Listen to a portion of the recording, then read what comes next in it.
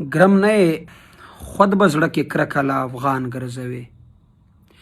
ګرم نه خود به زړه کې کرکه له افغان ګرځوي، چې په کټي سر کې متله پاکستان ګرځوي. تا ته میدان ته د تلو نشته ضرورت پنجابه، ته خو په څنګ کې دا ژورې خولې ګلخان ګرځوي. ملا صاحبه چې حق نه وایې نو موږ دې څکو، تکه په خېټه کې 2.5 ټنه ایمان ګرځوي. بس ګیلې کوي له نورو، خو چې حق وایم نو پښتونه ته خپل په لستوڼو کې ماران ګرځوي.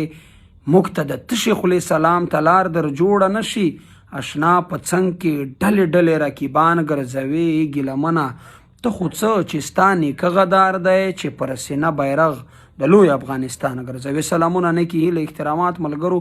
لکه څنګه چې تاسو ته معلومه ده چې نن په باجوړ کې یو پروګرام و، هغه ته مو سنداوړ ته هم دعوت ورکړی شوی و. هلته د جماعت اسلامي پارټۍ والا چې کوم دغه وکړو په دوی باندې په سټیج د پاسه د محسن داوړ په شروع خبرو کې هغه ته تقریر نه ورکولو، په هغوی باندې تشدد وکړ. په ناستو میلمنو ورسره په محسن داوړ په ټولو خلکو یې په چا د چوکۍ ګزارونه وکړل، د کرسیانو څوک یو خوا او تنبول څوک بل خوا، او بیا یې ورسره د ناره تکبیر نارې هم وهلې. تاسو په هغه ویډیو کې وګورئ، هغه کې یو کس نارې وایي ناره تکبیر. زه د دوی نه دا پوښتنه کوم چې تاسو دا ناره تکبیر په هغه وخت کې ولې په جذبه کې نه راتله؟ په هغه وخت کې ولې خاموشه وه چې کله د سوات د خویندو میندو اوربلونه لوټېدل، طلا کېدل؟ په هغه وخت کې دا ناره تکبیر چیرې و ستاسو چې کله د وزیرستان خویندې میندې تور سریب خپې د خپلو کورونو راوتي، د چا ماشومان په زنګو کې پاتې شول، د چا دیوالونو لاندې کړل، څوک په یبلې خپې تور سر چا منډې والې، د چا پلار، د چا زوی، د چا څه ورکو، د چا څه. تاسو خاموش وئ. تاسو دا ناره تکبیر په هغه وخت کې چیرې وه چې کله په باجوړ کې مدرسې بمبار کېدې، په سلګونو سوونو زرونو خلک شهیدانېدل، زخمیان کېدل، ټپیان کېدل، او په مامندو باجوړو کې چې 40 دېرش کسان په یوه ورځ د غنمو په لونو کې فوجانو رانیول او شهیدانول، ستاسو دا ناره تکبیر په هغه وخت کې چیرې وه؟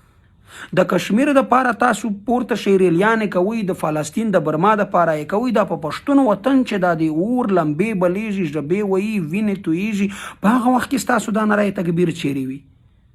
دا د پښتون وطن هر بوټی هر کاڼی چې د بې ګناه خلکو په وینو سور دی، ستاسو ناره تکبیر خو ما ونه لیدو. نن چې تاسو خپل تالار ته یو میلمه در غوښتی و، یو سیاسي رهبر، یو سیاسي مشر، د وزیرستان د خلکو منتخب نماینده د پارلمان، یو داسې کس چې هغه د لکونو خلکو په زړونو باچایي کوي، په هغه باندې د هغه دومره سپکوئ؟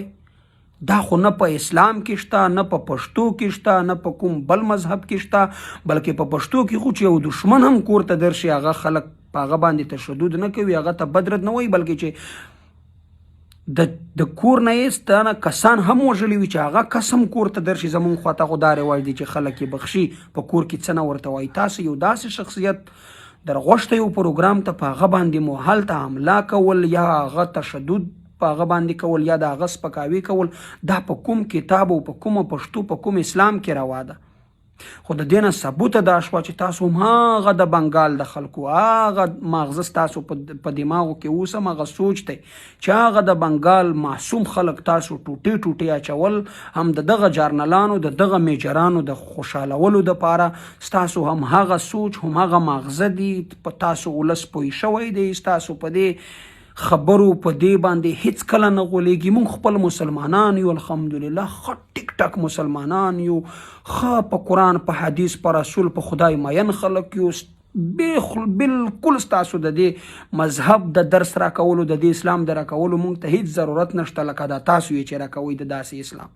موږ خپل مسلمانان یو، خدای منو، رسول منو، قرآن منو، 5 وخت لمونځ کوو، د مشر کشر د میلمه د هر چا احترام پیژنو، ستاسو غوندې بدماشان غونډهګردان نه یو.